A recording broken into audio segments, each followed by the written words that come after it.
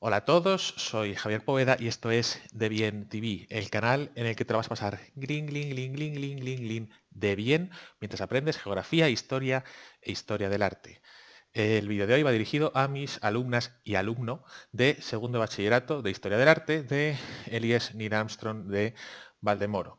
En el vídeo de hoy vamos a continuar con perdón, con el tema 12 y en este caso vamos a ver la primera parte de la pintura de la segunda mitad del siglo XIX. Vamos a ver a los realistas y vamos a ver a los impresionistas. Y para ello, como gran fanático y admirador que es de este siglo pictórico, tenemos con nosotros One More Time a David Orgaz. ¿Cómo estás, David?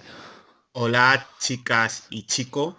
Le he cogido el gusto, sí, a esto de aparecer como voz en off en los vídeos de YouTube. Y sí, como dice Javier, yo soy un gran fanático del siglo XIX y del siglo XX y es muy probable que aparezcan más vídeos porque total, es confinamiento y estamos en casa y tampoco hay otra cosa mejor que hacer.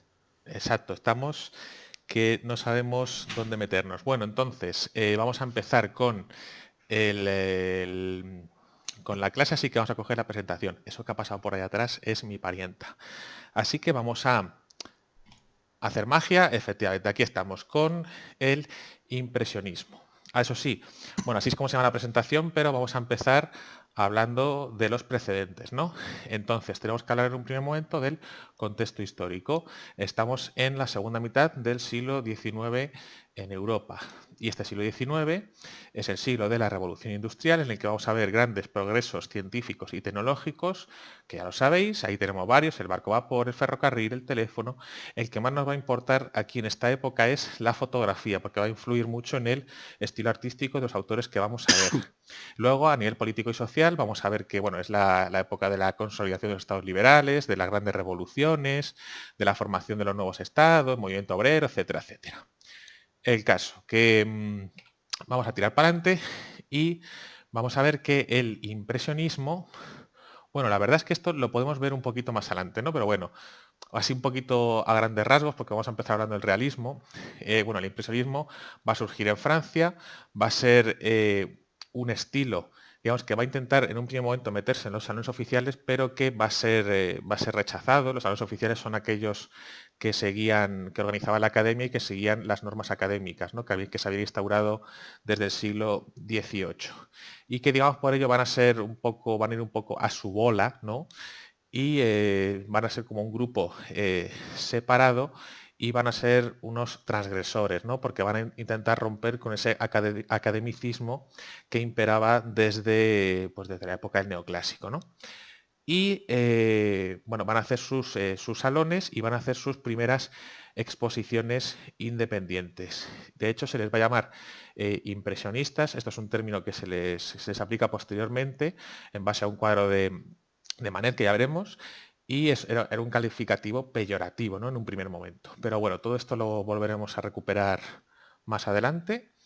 Y vamos a empezar con los precedentes del impresionismo. Venimos del romanticismo, que ya lo hemos visto. Vamos a ver el realismo, que lo vamos a ver a continuación. Y también el impresionismo va a tener como precedentes al grabado japonés, las estampas, que esto ya os contará David, que le flipan, y de Manet, que Manet no es propiamente un impresionista, pero digamos a efectos de historia del arte, pues sí que lo hemos incluido aquí, ¿no? Aunque él mismo no se consideraba a sí mismo impresionista. Así bien, vamos a ver que estos precursores son los paisajistas románticos ingleses. Ya hemos visto a William Turner, este cuadro de lluvia, vapor y velocidad, lo vimos en el tema anterior. Sobre todo les va a influir a los impresionistas, lo primero por el hecho de pintar un paisaje y lo segundo por la incidencia de la luz en ese paisaje y por la manera de soltar la pincelada que tiene, sobre todo se ve muy en este cuadro de lluvia, vapor y velocidad, que es el más famoso de Turner. Sí, y Pues el predominio del color sobre el dibujo. No hay prácticamente color en dibujo, perdón, en casi ninguna obra de Turner. exacto, y esto es algo que ellos van a tener muy en cuenta. También, bueno, tenemos a Constable, que a mí me gusta Bastarner, así que Constable, tiramos para adelante. Y ya llegamos a lo que es el primer estilo que vamos a ver después del romanticismo, que es el realismo, ¿no? El realismo tiene dos autores importantes, o bueno, dos de los autores más importantes son Courbet y Millet.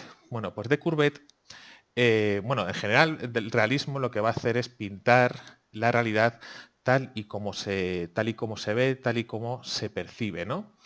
Y sobre todo le va a gustar los temas alejados pues, de lo más solemne, de lo más grandilocuente, pues lo que se había hecho anteriormente en en gran parte de la historia del arte, ¿no? Aquí, por ejemplo, Courbet está pintando a dos picapedreros, que dices tú, pues qué gracia tiene pintar dos picapedreros. Pues ninguna, ¿no? Y, y bueno, y luego Millet va a ser un... Sobre Ah, Courbet, sí, dime, una cosa añádeme. sobre todo porque está en las láminas que tenéis que hacer, que creo que es el entierro Nornans, que Ah, es verdad, sí, está, que aquí no viene el delantero de Hernán, sí. que no viene en la presentación, pero que es una de las obras más importantes, si no la más importante de Courbet, porque la obra la podéis buscar, además está en el libro, y representa un entierro en un pueblo de Francia, y es una obra que causó muchísimo escándalo en su momento por el tipo de composición que es, y sobre todo porque por la simplicidad de lo que está narrando. Está contando un entierro en el pueblo y aparece sin ningún tipo de las figuras humanas, los que aparecen en el cuadro son la gente del pueblo. No hay grandilocuencia, no hay una intencionalidad del artista por narrar nada, sino simplemente mostrar esas caras compungidas de la gente, algunos en una actitud pues de estar tristes, otros de estar campantes, simplemente estaban allí porque había que estar, porque era un pueblo pequeño y tenían que estar en el entierro, pero no hay una intencionalidad detrás como en otros cuadros que puede haber pues en el barroco, por ejemplo, o en el realismo, perdón, en el romanticismo, que es lo que venimos, sino de narrar simplemente lo que hay.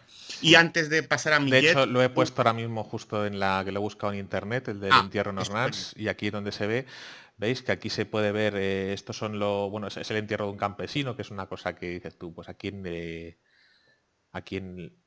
o sea, que vaya tema de mierda, ¿no? Si se puede decir así. Pero sí que es interesante pues todo lo que ha dicho David, ¿no? Aquí están todos o sea, la gran cantidad de personajes que pinta y las diferentes actitudes que tiene cada uno, ¿no? Además que es muy interesante porque creo que cogió gente o sea, todos son personajes reales, ¿verdad? Sí, sí, son todos personajes reales del pueblo y está mostrando un entierro normal en un pueblo normal de Francia, de la Francia rural, tal y como es. Y además, Courbet tuvo muchísimos problemas con la academia. Él siempre preparaba los cuadros para exponer en los salones de la academia y le rechazaron hasta tres. Este entierro Nornans, otro que se llama El estudio del pintor, a ese se lo rechazaron por que tenía un desnudo, y sobre todo le rechazaron un cuadro que tenéis que ver, porque es maravilloso, que es El origen del Oh, mundo. sí, Y hasta dame aquí que lo voy a puedo poner. leer. El origen del mundo. A ver, que es, madre mía, que Eso es que esto de veis aquí. ahí, A ver si lo estoy o poniendo bien. eso que Sí, vais a ver sí, ahí ya se ve. en breves momentos, Sí, está es aquí. un cuadro que pintó Courbet para exponer en el salón oficial. Imaginaos, estamos hablando de mediados del siglo XIX, imaginaos el escándalo que supuso presentar eso. Pero es que está pintando la realidad tal Sí, cual. es un pisdulica. Bueno, luego te cuento qué es lo que he dicho. Entonces, volvemos a la presentación y, bueno, este es Courbet y el otro grande es, bueno, otro gran pintor realista es Millet, que a Millet le encantaba mucho el mundo rural, ¿no? Y lo que va a pintar sobre todo son campesinos, pero campesinos, digamos, de una manera, podemos decir, digna, ¿no? O sea, son campesinos de una manera además muy piadosa. De hecho, su cuadro más conocido es el Ángelus, ¿no? Que son estos dos que tenemos aquí abajo a la derecha, que son estos dos campesinos que han detenido la siega, o bueno, lo que estuvieron haciendo en la recogida del este para los animales, y se han detenido a rezar. Y fijaos que el protagonismo que les dan, ¿no? Sobre todo cómo sube la línea del horizonte para darles ese primer plano a esos dos campesinos. Y de hecho, si David, corrígeme, pero este me has comentado que es la primera vez que en la historia de la pintura, pues que los campesinos son como el tema principal de una obra, ¿verdad? Exactamente, el Ángelus es el primer cuadro de la historia del arte en el que dos campesinos son protagonistas absolutos. También aquí es interesante, sobre todo porque luego se verá muy bien en el impresionismo, la luz que utiliza Millet para el cuadro. El Ángelus es al atardecer y justo la luz que tiene pues es una luz de tarde. Y esto es algo que luego pues ya veremos como en el impresionismo es muy importante esta luz incidiendo a diferentes momentos del día. Magnífico. Pues esto es el realismo, no tiene más tampoco, simplemente pues que pintan la realidad y por eso se llaman así. Bueno, un tercer autor sería Daumier, que bueno, este es un poquito menos importante, pero bueno, como podéis ver también pinta escenas que pues realistas, ¿no? De la vida más cotidiana y un poco esperpénticas, ¿no? Y tampoco tiene mucha más cosa que decir porque el realismo comparado con lo que viene ahora es caca. Así que vamos a tirar para adelante y vamos a ver las estampas japonesas, que esto les encanta a David, que tiene un montón en su casa. Sí, sí, sí. La estampa japonesa fue muy importante como precursor o como, digamos, como idea que aportó al impresionismo. Sobre todo porque los impresionistas admiraban la simplicidad de las estampas. ¿Veis? Son muy simples. La mayoría de las estampas japonesas lo que muestran, como en esos ejemplos que hay aquí, pues son una montaña, en este caso el monte Fuji, o olas o paisajes marinos, paisajes de la costa. Y entonces es muy importante para ellos por lo simple. Veis que no hay sombras apenas ni modelado, simplemente es el dibujo de lo que quiere mostrar el pintor. Y la capacidad también muy importante de estos efectos cambiantes de la naturaleza. Aquí se aprecia Hokusai, que es el pintor más importante de estas estampas japonesas. Tiene una serie, me parece que de 47 o 48 estampas sobre el monte Fuji en diferentes momentos del día y en diferentes épocas del año. Aquí tenemos tres ejemplos. Arriba a la derecha lo tenemos en verano y tenemos estos dos en primavera, a la izquierda. Y bueno, pues fue muy importante esta estampa japonesa en la concepción del arte impresionista. También fue muy importante, si pasamos a la siguiente diapositiva, vemos por aquí, que luego se verá más adelante, un cuadro de Monet, que es el de Puente sobre un estanque de nenúfares, cómo está inspirado en estas estampas japonesas y en estos puentes japoneses que pintaron en estas estampas y que justo recrea Monet porque hubo una moda durante finales del siglo XIX, tanto en Francia como en Inglaterra, de hacer jardines japoneses. Y bueno, pues toma esos modelos de la estampa japonesa para aplicarlos a sus cuadros.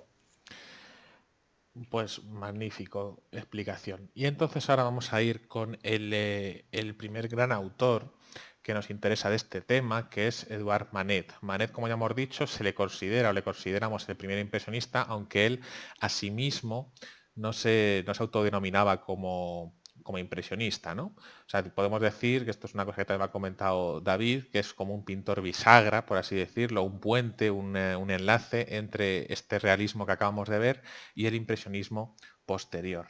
Sí, de hecho él se negó a exponer con los impresionistas. Le ofrecieron varias veces participar en este salón de los rechazados que ha explicado antes Javier, pero Manet se negó porque no compartía algunas de las características del impresionismo que veremos más adelante.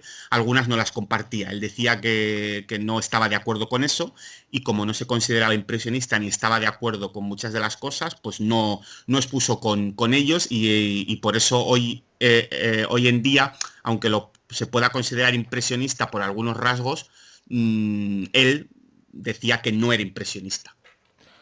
Exacto. Entonces vamos a empezar a ver lo que es su obra y bueno, lo primero que tenemos aquí es la música en las Tullerías, que como podemos ver, bueno, es una escena de campo en el que está pues, un grupo de gente acomodada pues pasándoselo bien, y ya podemos ver pues un poquito lo que va a ser las características de los impresionistas, como puede ser bueno, aparte del tema, podemos ver el tratamiento de la luz y podemos también observar cómo la pincelada se va a ir soltando progresivamente. Aquí no se ve muy bien, pero sin embargo,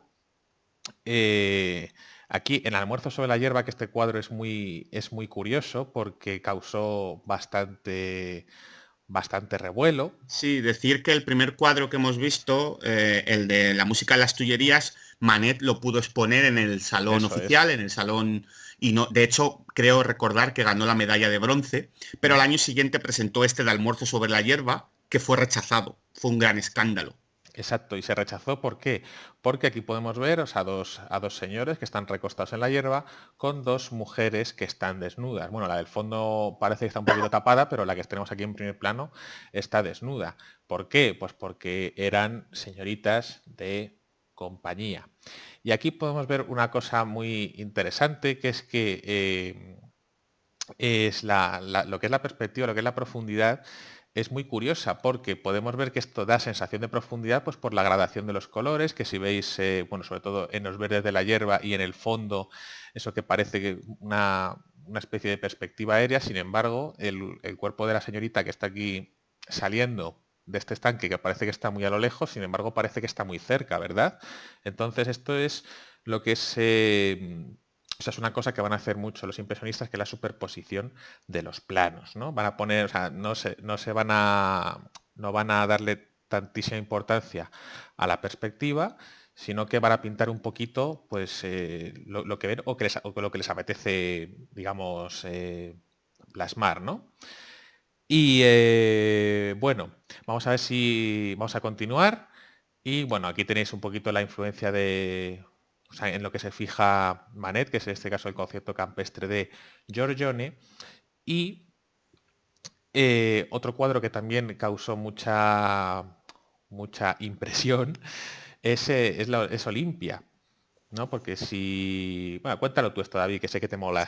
Vale. Si mucha impresión causó Almuerzo en la hierba, el escándalo de Olimpia fue brutal. Olimpia es un cuadro que tiene una composición muy, en primera medida muy sencilla. Una mujer aparece recostada sobre una cama con un gato a sus pies y una señora mulata o negra, parece puede ser una criada, puede ser un ayudante que tiene, también como en actitud sumisa, llevándole un ramo de flores. Pero si pasamos a la siguiente diapositiva y comparamos con el cuadro que sirve de modelo a Manet para realizar esta Olimpia, que es la Venus de Urbino, vemos por qué hay tanto escándalo. Mientras la Venus de Urbino, Tiziano está representando a una diosa, la diosa Venus, tumbada en la cama en una actitud, bueno, pues que puede resultar semi-erótica o algo de esto, con las dos criadas en el fondo haciendo sus cosas y un perrito que, si recordáis, porque seguro que os lo ha dicho Javier, Sí, era símbolo de fidelidad. exacto. Estamos, lo está recomponiendo eso con una prostituta, con una meretriz tumbada en la cama. La Oh, protagonista del meretriz. cuadro es una meretriz. Meretriz. Una meretriz, mola esa palabra, Me ¿verdad? encanta. Esa meretriz desnuda, además fea y patizamba, paticorta. O sea, que Sí, un poco, sí. no hay- la Venus de Urbino es bella, es guapa.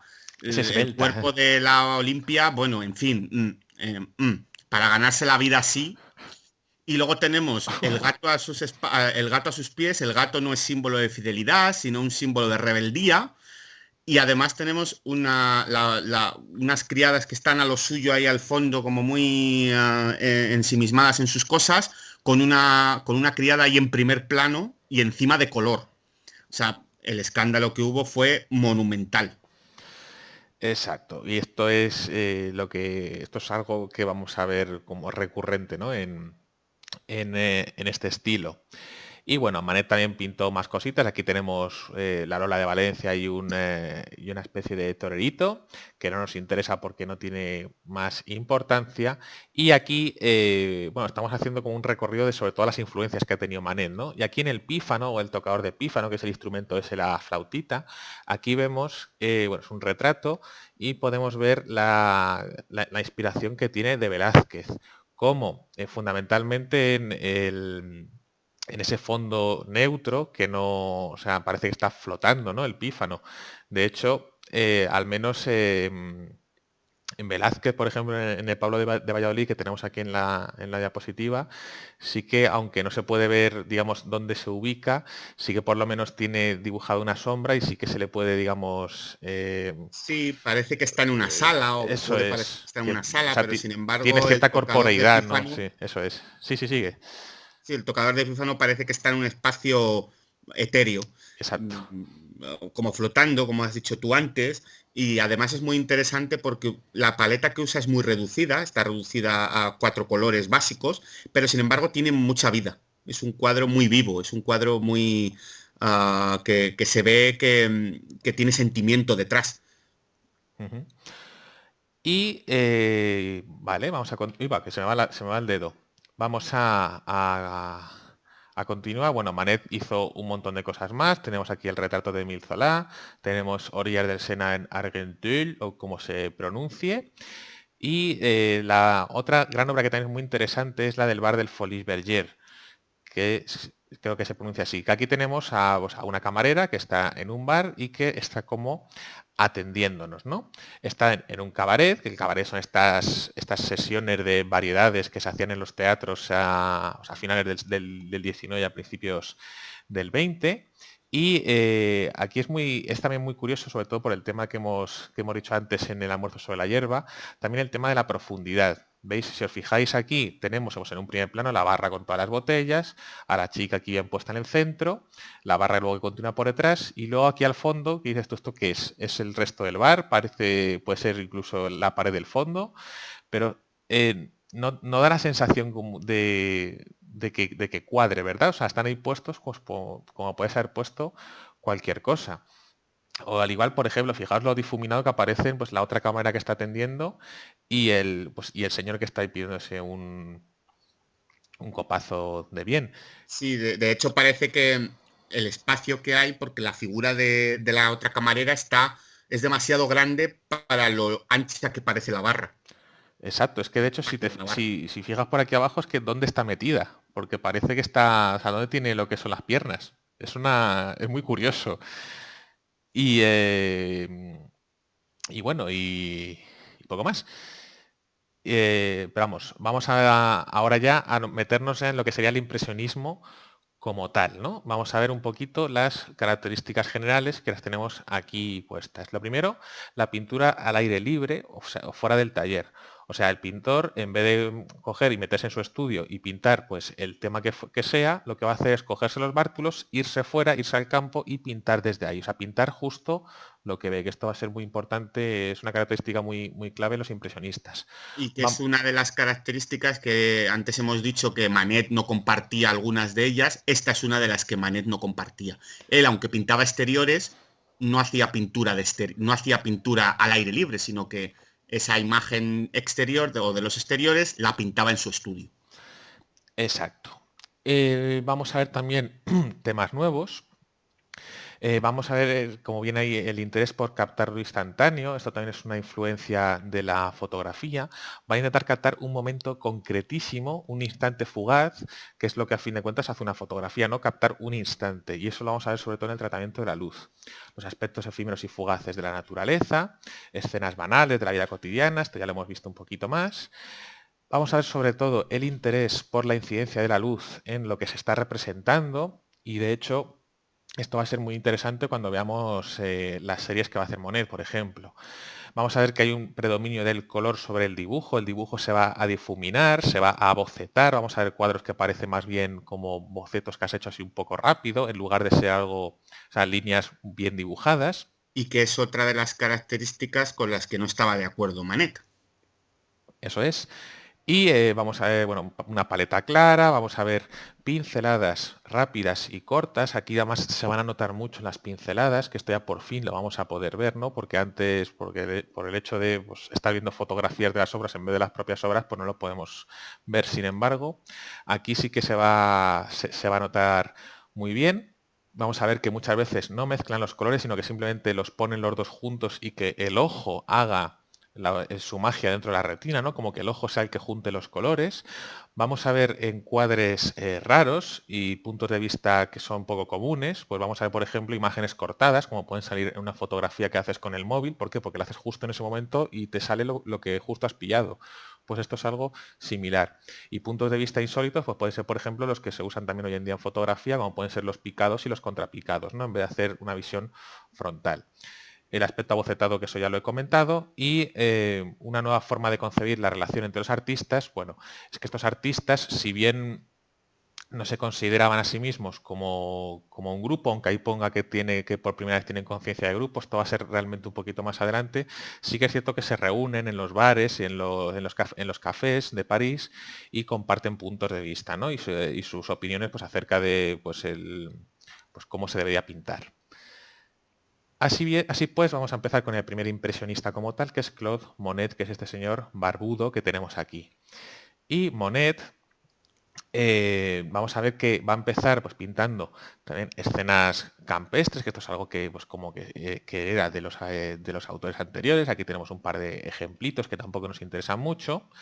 Este ya es un poquito más interesante, la Grenouillère, porque fijaos cómo lo único que hace es poner pinceladas de color para hacer los efectos de la luz sobre el agua. O sea, fijaos que son simplemente como grandes pinceladitas y que el ojo es el que te engaña y el que te hace ver Sí, como que el agua se está moviendo, ¿no? Y que sí. la... Monet tiende a muchas veces, en muchos de sus cuadros, este es uno de ellos, pero luego en otros es mucho más evidente, tiende a no mezclar los colores, tiende a poner un- una, una pincelada de un color, al lado otra pincelada del otro y fuera.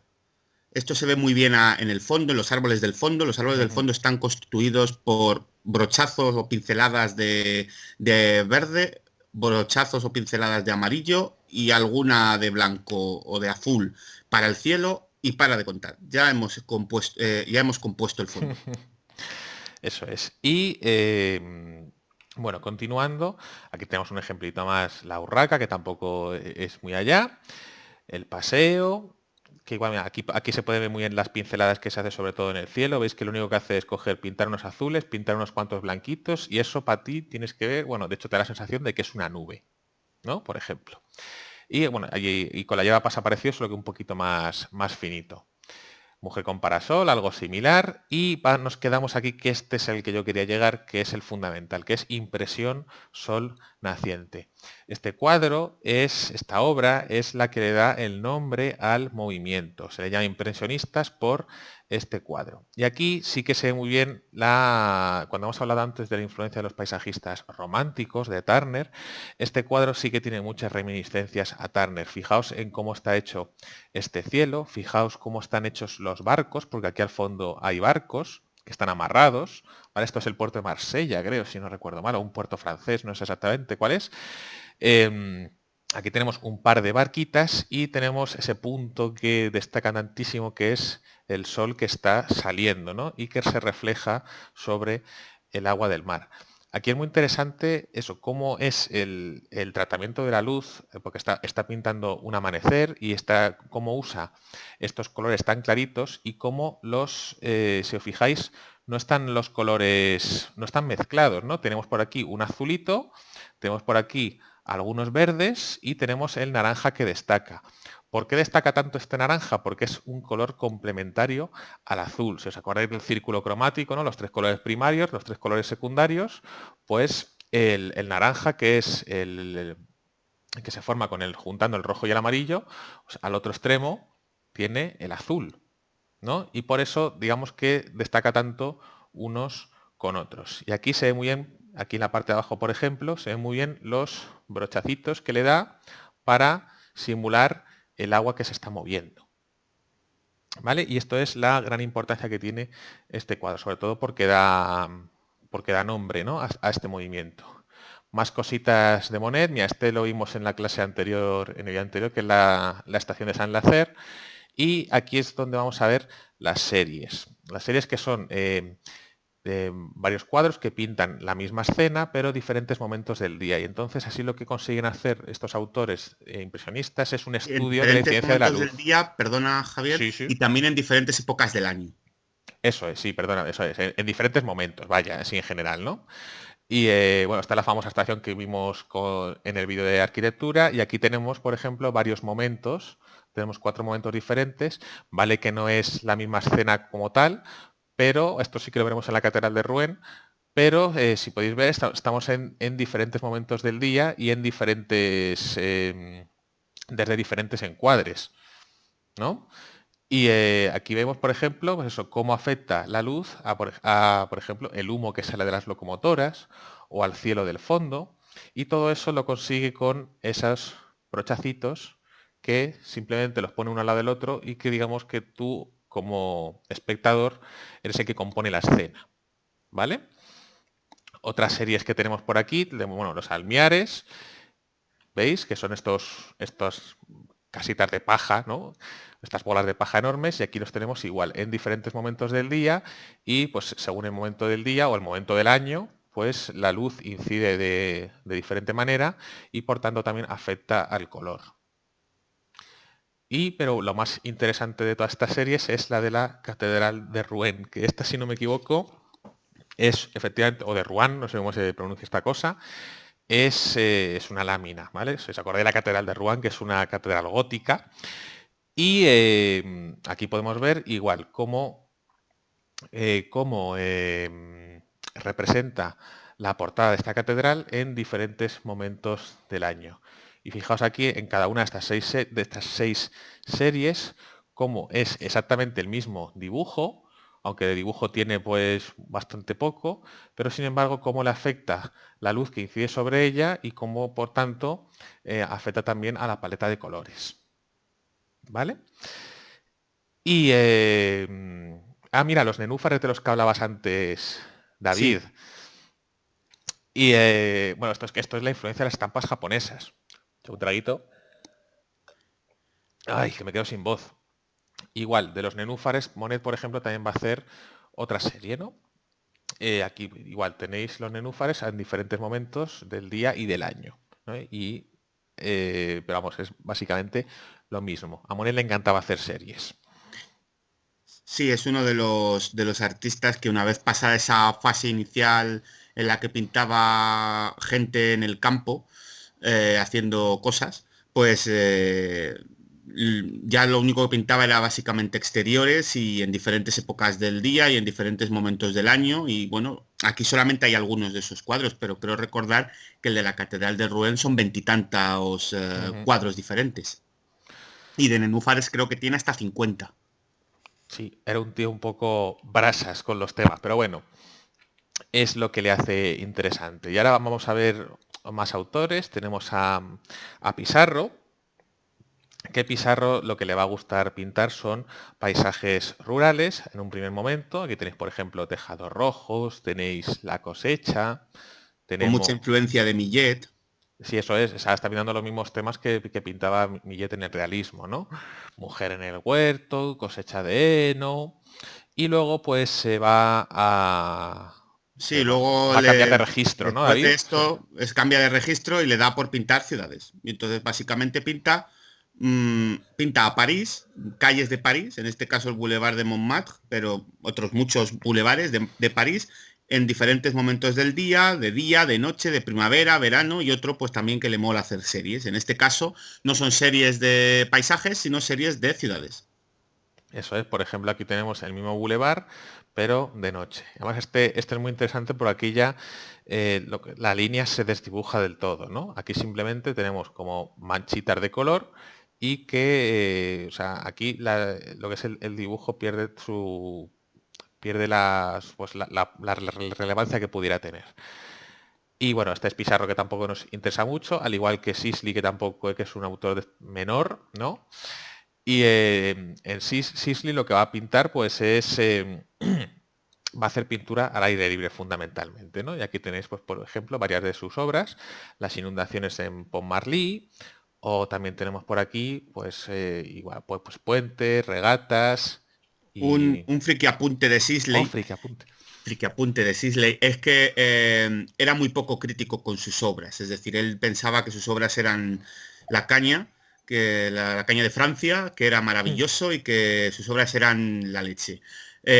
Bueno, sus obras no están mal, pero tampoco es que fueran aquí maravillosas. Y eso, bueno, pues le hizo dos cosas. La primera, que esta falta de espíritu crítico hacia lo que tenía que mejorar le hizo que las obras suyas cada vez fueran menos apreciadas y sobre todo que los impresionistas y que los impresionistas le acusaran, bueno, pues eso, de esa falta de espíritu crítico. Él se negó a exponer con ellos y murió un poco en el más absoluto olvido y en la más casi indigencia, porque le costaba mucho vender cuadros. Claro, eso le pasa por listo. Bueno, y ahora ya vamos con ya alguien un peso pesado que es Auguste Renoir, ¿no? Renoir, que si habéis visto la película de Amélie, es el viejo este que vive con, que es el vecino, le pinta un cuadro, está pintando un cuadro de Renoir, ¿no? ¿Verdad? Si no me equivoco, ¿te has visto la de Amélie, David? Sí, sí, creo que era de Renoir el que está pintando, Sí. ¿Y te gusta está la película? replicando, sí. Que hay gente que no le gusta esa película. Es gente sin criterio. Gracias, eso es lo que quería oír. Bueno, Renoir es un autor muy interesante y lo vamos a ver en este cuadro que es pues posiblemente uno de sus mejores cuadros, que es el baile en el Moulin de la Galette, ¿no? En este cuadro se muestra una fiesta, ¿no? Un momento de ocioso de la alta sociedad parisina. Y aquí es lo más interesante que se puede ver es nuevamente el tratamiento de la luz. Si os fijáis, en este cuadro la luz pasa a través de las hojas de los árboles, de las copas de los árboles que están por encima y que, bueno, podemos intuir porque ha dibujado tres de ellos. Y si os fijáis, veis que tiene como pequeños puntitos de luz, que es pues donde se filtra la luz a través de las hojas de los árboles, ¿no? Y fijaos qué bien hace o sea, qué bien lo representa. Veis, por ejemplo, aquí en el vestido de la señorita que tenemos aquí delante, o bien y en la que tenemos aquí detrás, en el suelo que está alrededor de estos dos, de esta pareja que está bailando.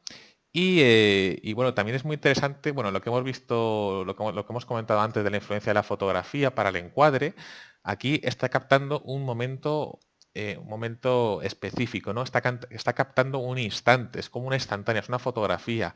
Digamos que parece que está captando el momento justo en el que las hojas se han parado y dejan filtrar la luz justo en esos espacios.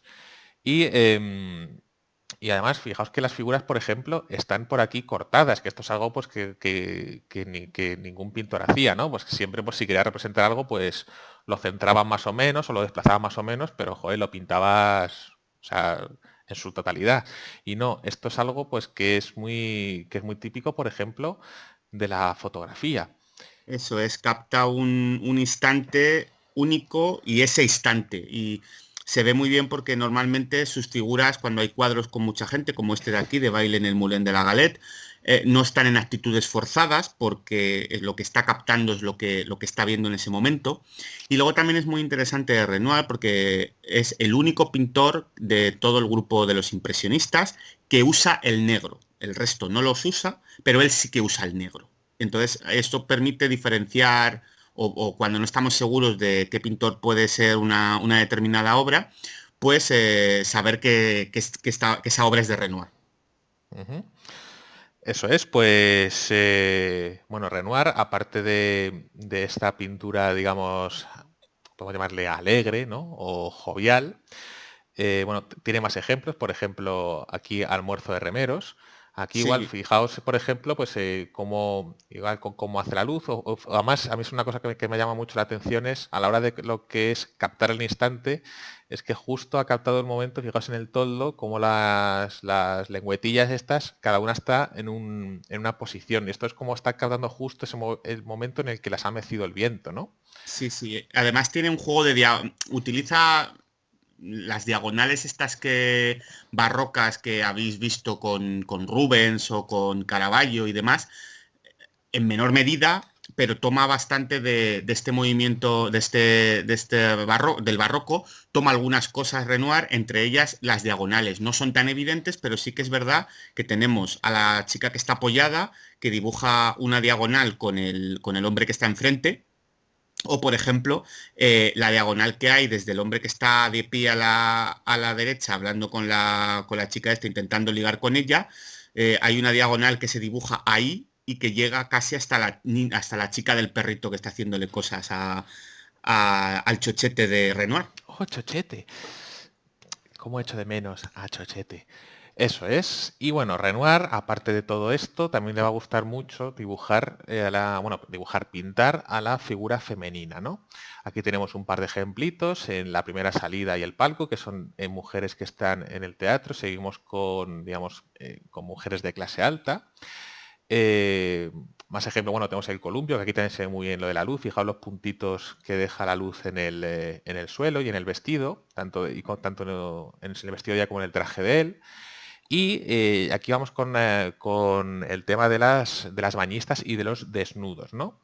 Aquí, bueno, a Renoir le va a gustar mucho, como ya he dicho, pues pintar la figura femenina, porque igual él afirmaba pues que el mayor exponente de belleza pues era la figura femenina, ¿no? Y si está desnuda, pues mejor. Y Renoir tiene, digamos, se fija a la hora de pintar a estas mujeres en Rubens. Si nos acordamos en Rubens, el típico cuadro de las Tres Gracias, mujeres voluminosas, mujeres voluptuosas, con muchas curvas, con mucha carne. Fijaos aquí, por ejemplo, las tres bañistas que tenemos aquí. Fijaos cómo incide la luz en su cuerpo, cómo está de bien representada la piel, ¿no? Y finalmente, bueno, este es el otro gran cuadro que tiene Renoir, que son las grandes bañistas, que aquí sí que es cierto que se perfila muchísimo más el dibujo, ¿no? Podéis ver que es un dibujo mucho más nítido. Y con esto ya terminamos con Renoir y vamos a otro autor que es Edgar Degas, o Degas, sí, Degas, De gas. Degas, yo el francés. Y venga, David, te dejo que me hables un poquito de Degas, que te gusta más que a mí. Vale, Degas es uno de los pintores impresionistas más interesantes de todos, y tiene sobre todo la influencia, se ve muy muy bien en sus cuadros, de la fotografía, ¿vale? Es quizá de todos ellos el que más influenciado está por la fotografía, porque ya veremos en los cuadros cómo hay muchos encuadres diferentes, muchas figuras partidas, muchos cuadros que aparentemente la acción importante del cuadro no está en el centro del cuadro, sino que está en un lado, o está arriba, o está abajo. Y además, como compaginó la pintura con la escultura, muchas de sus composiciones se ven, la forma de la figura humana, en este caso mujeres casi siempre, se ven muy bien, cómo están muy bien ese cuerpo femenino, se parece mucho a una escultura, tiene como mucho cuerpo. Y también es un amante, o le volvía loco, la estampa japonesa, con lo cual le influye en un dibujo así bastante simple y en una utilización de colores sin mezclar. Ah, Degas es quizá también dentro del movimiento impresionista, es alguno de los que, bueno, no se consideraba tampoco del todo impresionista, porque no compartía algunas de las cosas también con ellos. Sobre todo tuvo un desinterés total por la pintura al aire libre. De hecho, en sus obras aparte hay paisajes, casi no hay paisajes. Y sobre todo tuvo, más que pintar, estaba obsesionado por ciertos temas. Él no tenía una variedad de temas muy amplia, estaba como obsesionado. Tuvo una primera obsesión por las carreras de caballos, como podéis ver ahí en el cuadro de las carreras, o el siguiente cuadro, el de antes de la carrera, Ujú. que, bueno, pues pinta carreras de caballos, y luego después de eso le dio una obsesión tremenda por las bailarinas de ballet. Y entonces pues pintó una serie gigantesca de casi 100 cuadros de diferentes clases de ballet y de bailarinas. Quizá uno de los más famosos sea el de este cuadro de la clase de danza, y de esos hay muchos que vamos a ir pasando. Por ejemplo, Fin de Arabesco. Aquí se ve muy bien en esta bailarina que hay en primer plano, se ve muy bien esa influencia, ese Degas escultor. Si veis, tiene varias esculturas. ¿A que no adivináis de qué son? Sí, de bailarinas. Y también se ve aquí muy bien cómo parece que tiene cuerpo y corporeidad esta figura de primer plano. Un cuadro donde se ve muy bien la influencia de la fotografía es en el siguiente, en Práctica de ballet. Si os fijáis, se supone que el centro de la acción es esa clase de ballet, ¿no? Sin embargo, tenemos al violinista que está tocando cortado, y el centro del cuadro y la parte de la derecha está vacío, es una sala vacía. La acción, normalmente, cuando hemos visto otros cuadros o los cuadros que se ven hasta ahora, la acción central suele ser la importante.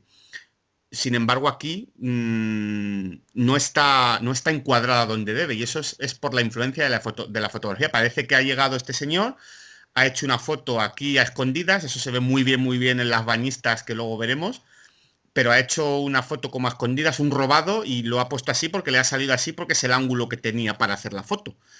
Esto es muy evidente más adelante. Bueno, seguimos con más cuadros sobre bailarinas. Ya os digo que estaba un poco obsesionado el hombre.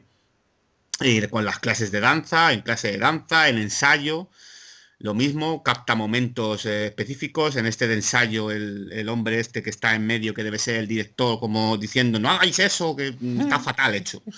Y están ahí, estás haciendo sus cosas. O en músicos de orquesta, ya os digo, era muy obsesivo este señor con las bailarinas. Y Sí, sobre todo aquí se ve en esto es muy en los interesante siguientes, el punto de de vista. mujeres bañándose Oye, exactamente, como los contrapicados que antes hablaba Javier. En el de abajo es un sí, contrapicado clarísimo, y en el de la izquierda los dos parecen robados. Ha captado ese momento en el que está la muchacha agachada frotándose con la esponja, y lo ha captado en ese mismo instante y en ese mismo momento como ha podido, porque parece un robado de la escena. ¿Vale? Eso ahí se ve muy bien la influencia de la fotografía o la importancia que tiene en Degas la fotografía. O en las otras dos cuadros en la que están secándose también, en la toilette y después del baño, mujer secándose. Es lo mismo. Sí que es verdad que en la toilette es la mujer está en el centro, pero después del baño, mujer secándose, la mujer, aunque aparece en primer plano, pero sí que es cierto que no es, digamos, el centro de la imagen, sino que también hay una parte en donde se ve el sillón con la ropa, un trozo de cama, algo de color negro o gris que no sabemos muy bien qué es lo que es, pero no capta la habitación entera, no capta tampoco a la mujer entera, porque bueno, las piernas no le interesan demasiado, le interesa más bien la espalda y el perfil de la teta y el culo. Vamos, que se ve muy bien ahí la influencia de la fotografía.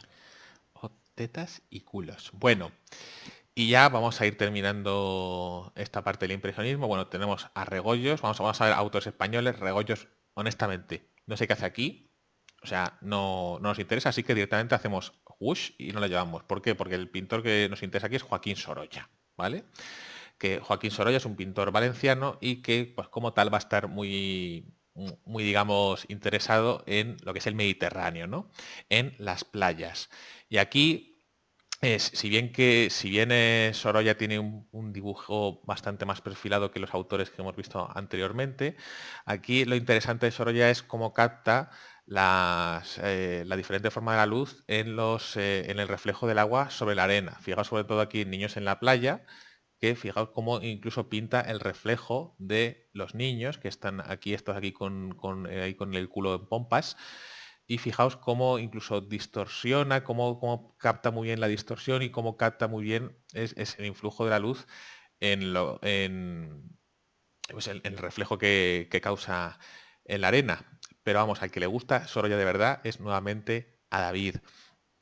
Sí, Sorolla es lo más parecido que hay aquí en España a un impresionista, a un pintor impresionista. No es impresionista, a mí me gusta más llamarlo luminista por el uso que hace de la luz y de cómo, como ha dicho Javier, perfectamente sabe captar cómo incide la luz en los cuerpos y cómo proyecta sombras. Y también en los efectos del mar, del aire. Fijaos en la de Paseo junto al mar, cómo se ve este vestido vaporoso y los efectos que el aire hace. Pero no es estrictamente un pintor impresionista, primero porque la línea para él es importante, segundo porque tampoco hacía pintura al aire libre, él pintaba en el estudio, y tercero porque la composición no es una composición fácil o una composición, digamos, no meditada, como muchas, excepto Renoir, muchos de los impresionistas, sino que sus composiciones están meditadas, son composiciones en las cuales hay una intencionalidad detrás, y si por ejemplo fuera impresionista, pues en Niños de la Playa se vería muy bien porque probablemente no estaría interesado en sacar las dos piernas del chico en primer término, sino que aparecería el chico en primer término A y el otro niño cortado y demás.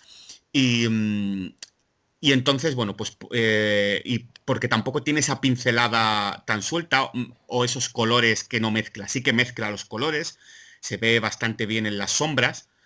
Sí que es verdad que no es que sea una composición en el que impere la línea sobre todo, pero sí que el dibujo es importante y el color lo que hace es complementar o servir de ayuda o de incidencia en la importancia que da Sorolla a la luz. Pues esto, niñas y niños, es el impresionismo. Así que ya lo siguiente que entraría sería el neoimpresionismo y el postimpresionismo, pero vamos a dejarlo aquí porque si no la clase se nos hace un poquito larga. Así pues, vamos a cambiar la cámara one more time, ahí estoy.